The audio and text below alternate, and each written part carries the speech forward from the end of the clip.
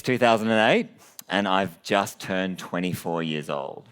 Freshly graduated from the prestigious Western Australian Academy of Performing Arts, hoping to follow in Hugh Jackman's footsteps all the way to Broadway, and I have just landed my dream gig, a role in the national tour of the musical Chicago.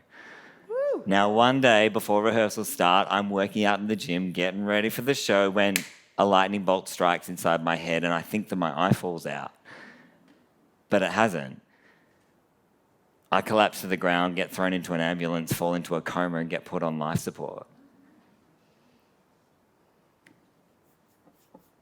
5 weeks pass and I come to in the ICU, shaved head with a massive cut right at the back, gauze taped over one of my eyes, tubes sticking out of my nose and my neck, and I hear that I've had the most severe grading of the rarest form of stroke, a grade 5 subarachnoid hemorrhage.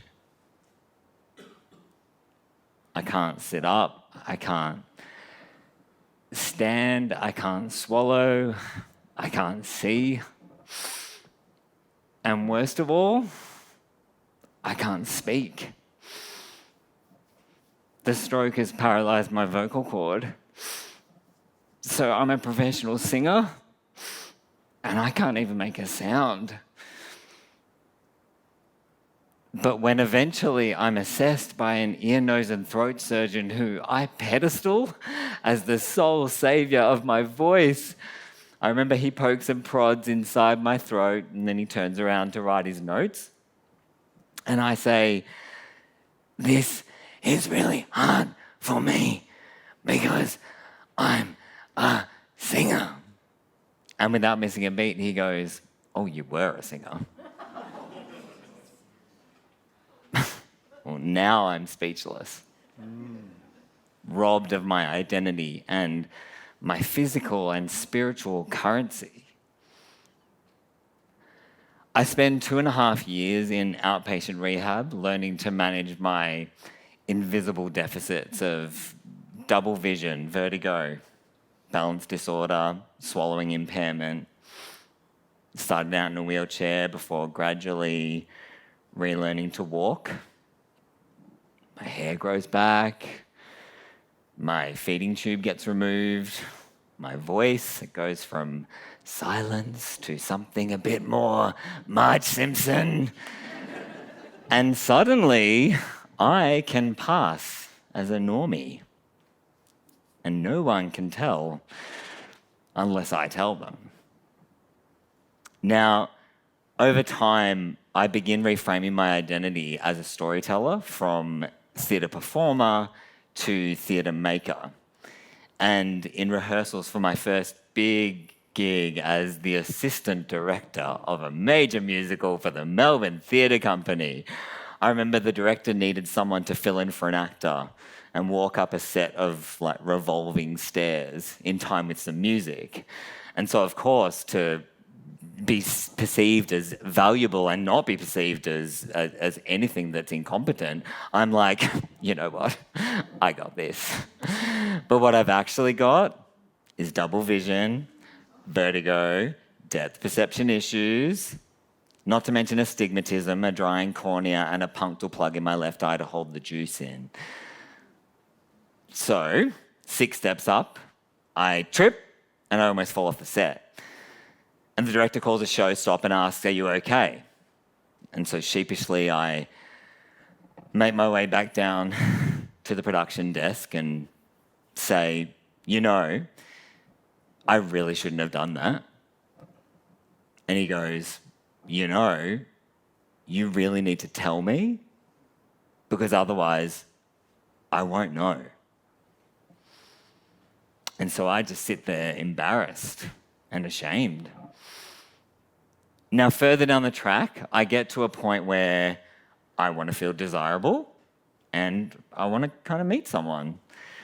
So my clinical psychologist advises that I create an online dating profile so I can be in control of how much I disclose and at my chosen pace. But when writing my profile, I kind of stall because rehab completely consumes my life, and I got no idea how to sell the fact that I'm this living, breathing Build-A-Bear. And the last thing I'm going to do on a gay dating site is list my interests and hobbies as practicing my swallowing technique. So I chose not to disclose anything. But I get a match.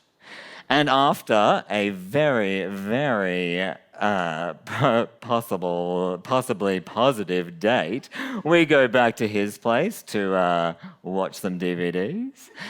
And I am so scared of rejection that I don't tell him that I can't actually see the screen or follow the film. So I just sit there with double vision, watching a double feature, having a look at him out the corner of my eye to take his cues as when to laugh. He's looking at a Rembrandt and all I can see is a Picasso. Suffice to say, we didn't turn into star-crossed lovers.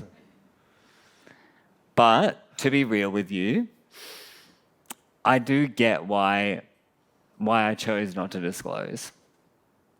I mean, who are you if you're not your job or your relationships? How do you be a good assistant director if you don't want anyone to know that you're the one directly needing assistance? And how do you connect with someone when you are so disconnected from your story? I've since learnt the power of speaking your truth, no matter how scary that might be, of taking control of your narrative and owning your story. So now, when in any sticky situation that calls for greater connection, I've learnt our call to action. Call on your courage. Take a deep breath. Look someone straight in the eye, even if you've got double vision, and start by simply saying, hey, there's something I have been meaning to tell you.